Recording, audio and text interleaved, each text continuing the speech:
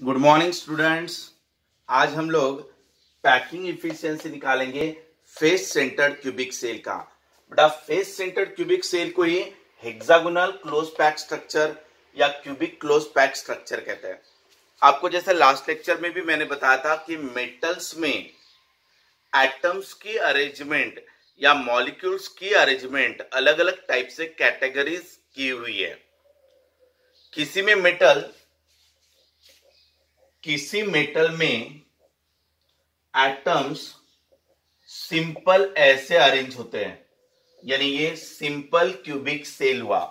यानी क्यूब हो गया आपका यूनिट सेल, इसके कॉर्नर पे आपके एटम्स अरेंज होते हैं। जैसे ये कॉर्नर पे 8 एटम्स अरेंज है, ये हो गया आपका सिंपल क्यूबिक सेल। ठीक है। कुछ मेटल्स होते हैं जिनमें एटम्स सिंपल इस तरीके से अरेंज होते हैं, इसकी पैकिंग इफिशिएंसी आपने निकाल लिया था।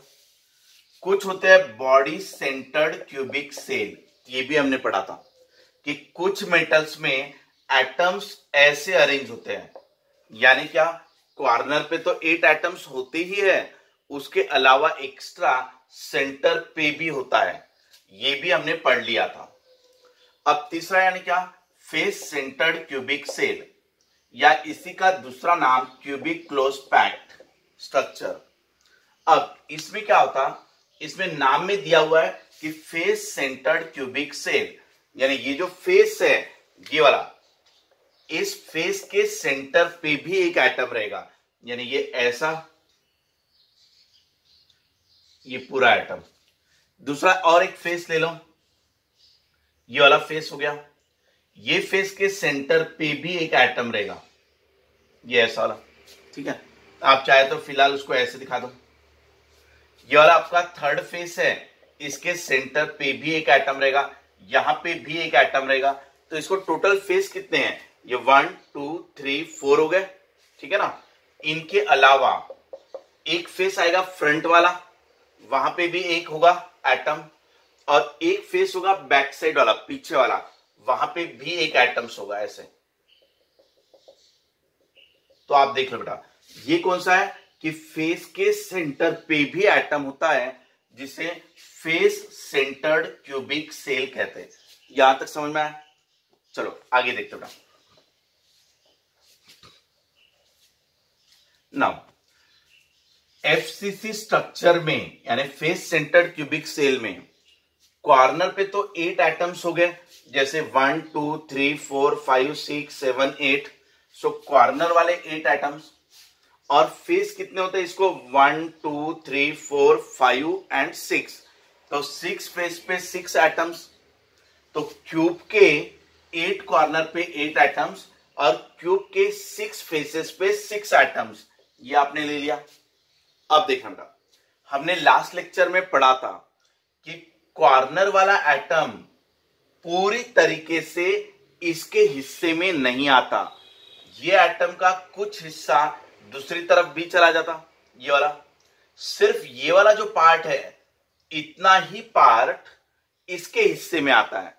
सो कॉर्नर वाले एटम्स का सिर्फ 1/8 पार्ट, कॉर्नर वाले एटम का सिर्फ 1/8 पार्ट ही इस क्यूब के हिस्से में आता है, और बाकी 7/8 पार्ट अदर 7 क्यूब में डिस्ट्रीब्यूट हो जाता है। सो ये कॉर्नर वाले जो एटम्स है उनका सिर्फ 1/8 पार्ट लेंगे हम लोग, ये ऐसे वाला 1/8 पार्ट, ये ऐसे। सो 8 एटम्स कॉर्नर पे दिखाई दे रहे हैं, ये वाले 8 एटम्स, बट उनका 1/8 पार्ट ही इसके हिस्से में आ रहा है। सो ये 8 कैंसिल हो गया। सो नेट आपको सिर्फ 1 एटम है। कॉर्नर पे दिखने के लिए भले ही 8 एटम्स दिखे, बट एक्चुअल में इसके हिस्से में आ रहा है सिर्फ 1 एटम। यहां तक क्लियर हुआ? उसके बाद फेस पे भले ही आपको 1 एटम दिख रहा हो, लेकिन ये फेस का ये जो नीचे वाला पार्ट रहेगा, ये एटम का ऐसा नीचे वाला पार्ट, ये वाला, ये नीचे वाला आधा पार्ट ही इसके हिस्से में आएगा, और ऊपर वाला आधा जो है वो ऊपर वाले सेल के हिस्से में आ जाएगा। अगर आप ये वाला फेस भी लेते हो, जैसे ये वाला फेस ले लिया मैंने, सो यहां का आधा स्पीयर ये वाला ये इसके अंदर आ रहा है, लेकिन जो आधा हाफ पार्ट रहेगा वो दूसरे यूनिट सेल में चला जाएगा। यहां पे और एक क्यूब रह सकता है ना, ये वाला, ये यहां वाला क्यूब। तो ये जो फेस पे एटम रहता है, ये वाला फेस का एटम, इसका आधा हिस्सा यानी ये वाला, तो ये आधा हिस्सा इसके हिस्से में आएगा ये वाला, और उसका आधा पार्ट इधर चला जाएगा, ये ऐसे। समझ में आ रहा है बेटा? तो फेस का एटम आधा इसमें और आधा इसमें चला गया, यहां तक समझा? तो फेस पे भले ही 6 एटम दिख रहे हो, यानी 6 फेस पर भले ही 6 एटम दिखाई दे रहे हैं, लेकिन उनका आधा आधा हिस्सा ही उस यूनिट सेल के हिस्से में आ रहा है और आधा बाजू वाले में चला जा रहा है। सो इसीलिए नेट कितना बचेगा? तो 3 बचेगा। सो 6 फेस मिलाकर 3 एटम्स इसके हिस्से में आए और कॉर्नर का 1 एटम आ गया। सो कॉर्नर का 1 और फेस के 3, टोटल कितने एटम हुए बेटा? 4 एटम्स। समझा इतना? तो ये वाला एक पॉइंट याद रख लेना कि फेस सेंटर्ड क्यूबिक सेल में नेट एटम्स आते हैं, नेट एटम्स या स्पीयर वो आते हैं 4। यहां तक क्लियर है? अब इसको अच्छे से याद रख लेना है पैकिंग इफिशियंसी निकालने के लिए।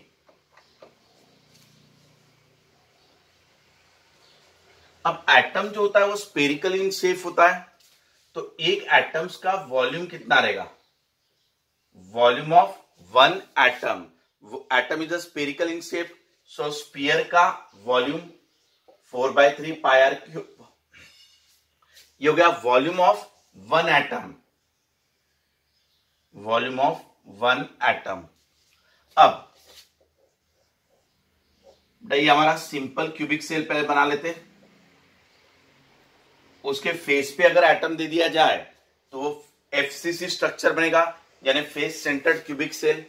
अब ये फेस पे एक एटम ले लिया मैंने ऐसा, ये कॉर्नर का एक एटम ले लिया ऐसा, ये कॉर्नर का एक एटम ले लिया ऐसा, और ये फेस सेंटर्ड वाला एटम ले लिया ऐसा।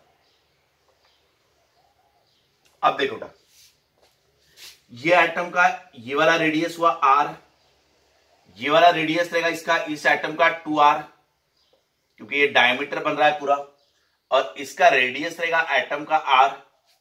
सो ये हो गया आपका r, ये 2r और ये r, सो टोटल कितना हो गया अपना 4r। समझा बेटा? ये अब ये साइड है a यानी क्या? Edge length of the cube. ये जो क्यूब है उस क्यूब की एज लेंथ a, सो ये वाला भी एज लेंथ क्या रहेगा? a।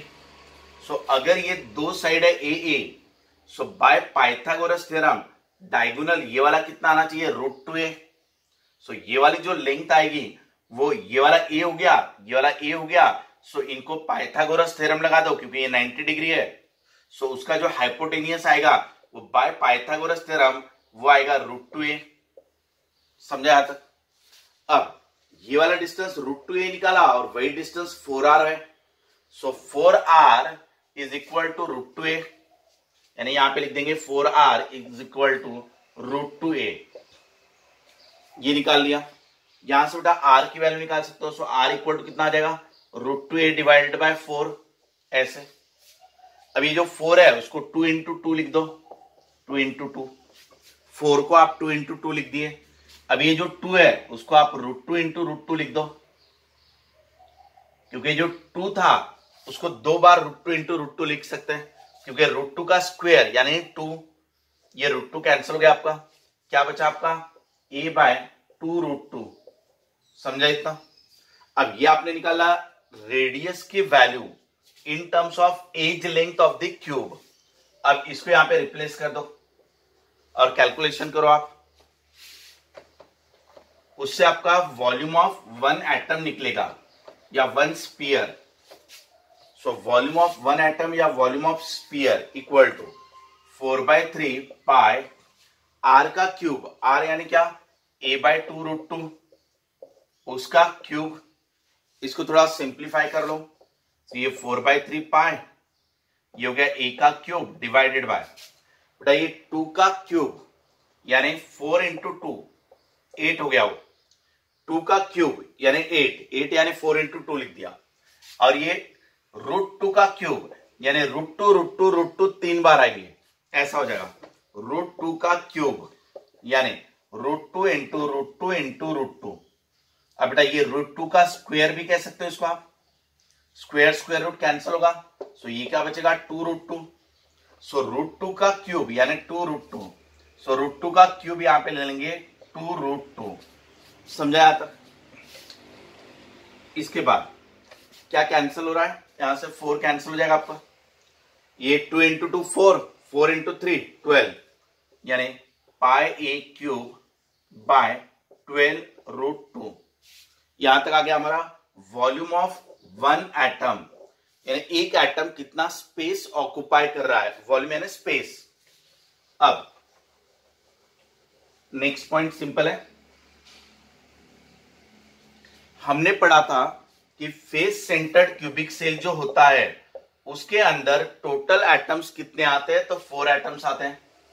अब ये क्या निकाला आपने, volume of 1 atom, so volume occupied by 4 atoms कितना रहेगा, so volume occupied by 4 atoms, ठीक है, सो वो 4 टाइम्स ये रहेगा, क्योंकि ये हो गया volume occupied by 1 atom, so volume occupied by 4 atoms यानी 4 टाइम्स V, यानी 4 टाइम्स V की वैल्यू कितनी है, पाई ए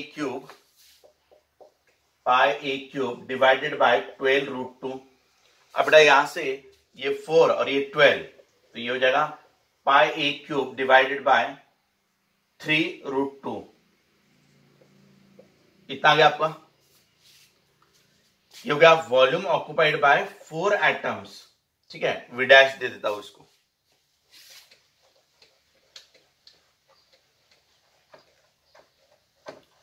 अब देखना बेटा हमारा पैकिंग इफिशियंसी कैसे निकालते थे हम लोग। पैकिंग इफिशियंसी निकाला है क्या, कि ये जो क्यूब है वो कितना पैक है बाय द एटम्स, जैसे यहां पे एटम्स आ गए, ठीक है ना, अब ये एटम्स आने की वजह से ये पूरा पैक हो जाएगा, यस। सो एटम्स ने यहां पे कितना स्पेस ऑक्युपाई किया और यहां पे कितना स्पेस अवेलेबल था, दोनों का रेशो यानी पैकिंग इफिशियंसी, यानी ये वाला क्यूब कितना पैक है बाय द एटम्स, यानी volume occupied by the atoms divided by volume of cube mean space available, कितनी जगह एटम ने ली और वहां पे कितनी जगह थी, दोनों का रेशो इनटू 100, क्योंकि हमें परसेंटेज में इफिशियंसी निकालना है। So volume occupied by 4 atoms is pi A cube divided by 3√2, ये वाला divided by volume of cube, side का क्यूब, ये तो सिंपल है क्योंकि क्यूब का एक साइड, ये जो एज लेंथ है वो है आपका क्यूब का length, edge length is a, so cube का वॉल्यूम ए क्यूब आ जाएगा इंटू 100, क्योंकि परसेंटेज में निकालना है। आपका ए क्यूब कैंसिल हो गया, सो यहां से ए क्यूब चला गया तुम्हारा। अब क्या बचा बेटा आपका, पाई की वैल्यू 3.14 इंटू ये 100 डिवाइडेड बाय 3 इंटू √2 यानी क्या 1.414। इसका पूरा कैलकुलेशन करो, आपका आंसर आएगा 74%, ठीक है बेटा। अब तो पैकिंग इफिशियंसी 74% आई, किसकी आई, FCC structure, cubic close pack structure या हेक्सागोनल क्लोज पैक स्ट्रक्चर का।